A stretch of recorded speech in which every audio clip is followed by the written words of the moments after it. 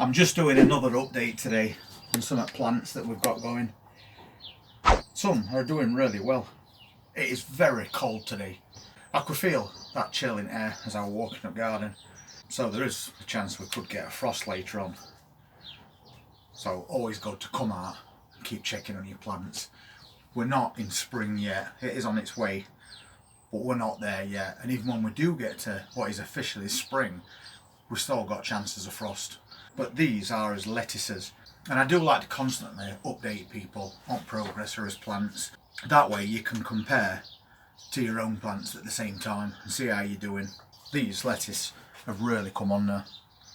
Look at all that colour. Beautiful plants. That's a cut and come again salad. Really doing well. It's not growing at lightning speed, and we don't expect that, but it is trying. And as it gets lighter and warmer, these are going to start to double in size really quick. And that's the point where we'll start taking them out and moving them on into bigger containers so we can get a nice bunch of lettuce growing. And there's 12 individual plants in that one very small area, which makes it even better. Spring onions, they're coming along alright as well. They'll be staying in there until we can harvest green tops. We're not going to wait for bulbs. When we do small container gardening, we have options where we can do cut and come again things like the lettuce. And your spring onions are also cut and come again, because you can take the tops and then they'll grow back. And it's all confined to small spaces. We've had some spinach going as well. Once again, very slow, but you need to grow spinach early in the year, because if you don't, as soon as it gets too warm, it will bolt. And then you've got nothing. And we've done multi-sown spinach again in this little container, and they're really coming on as well.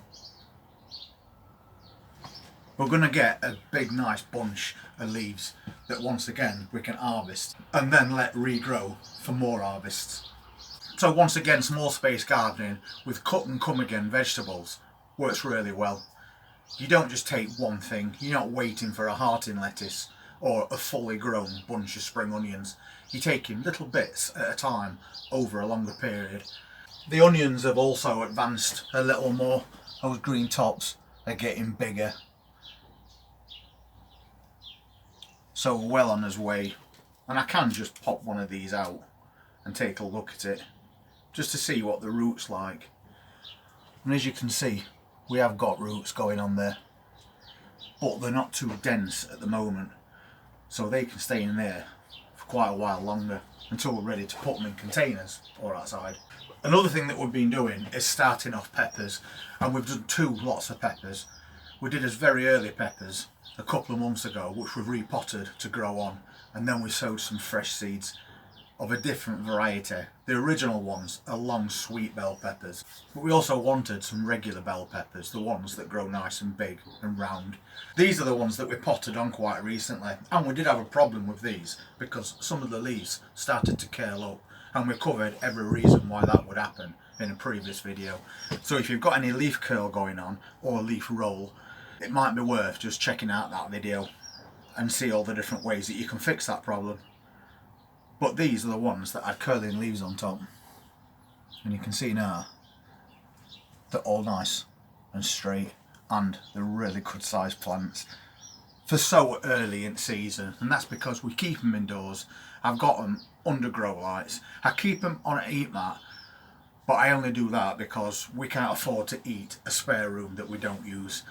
I'm sure everybody's in that position, so we just pop them on a heat mat just to keep that soil temperature warm, so these plants have a chance at growing. But they've come on really well. I'm also seeing a little bit of root at the bottom. It's only a tiny amount at the moment, but you need to keep the eye on that because you don't want to let them get too root bound. But for now, they can stay in there. And then we sowed some more peppers. And what we did with these is we soaked them in tea overnight to soften that exterior shell. And then we pop them on an heat mat and we leave them, and they'll germinate in a week or so. And we also added 2 seeds to every cell, just to double as chances of getting something. And they've come out really well. That's a new batch of bell peppers, and you'll see that most of these cells I've got 2 plants in each. In that situation, we could take them out, gently separate them and get twice as many plants out of this area. But what I tend to do is, if I've got enough, I'll just snip the tops off of one and let the other grow on, which is what we did with those originally. So there's actually quite a lot of peppers in that tiny little area. They're coming along nicely, but once again we can't leave them outside. They'll not survive in these temperatures. So although it's really cold, we've still got things outdoors that's growing fine, and we've not been fleecing these over the last week or so, because it's not been that cold.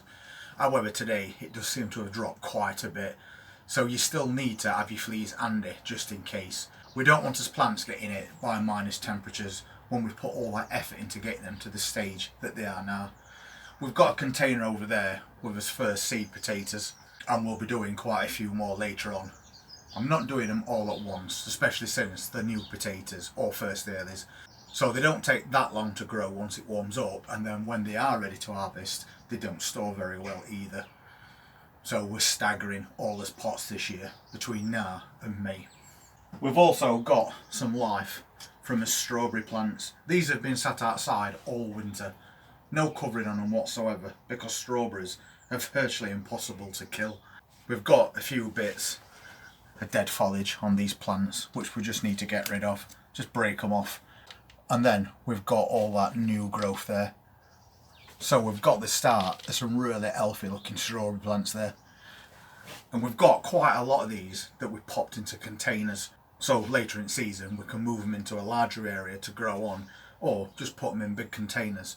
So there's lots and lots of vegetables that you can have just in containers. You don't need a huge garden or an allotment to successfully grow fruit and veg all year long, which is the reason why we're going to concentrate a lot more this season on container and small space growing. And on a video previous to this, I did show you that rhubarb that I dug up out at garden that had nothing on it at all, just a bare root plant, which has now got around 3 sticks of rhubarb growing on it. But there's one other thing that I didn't show you.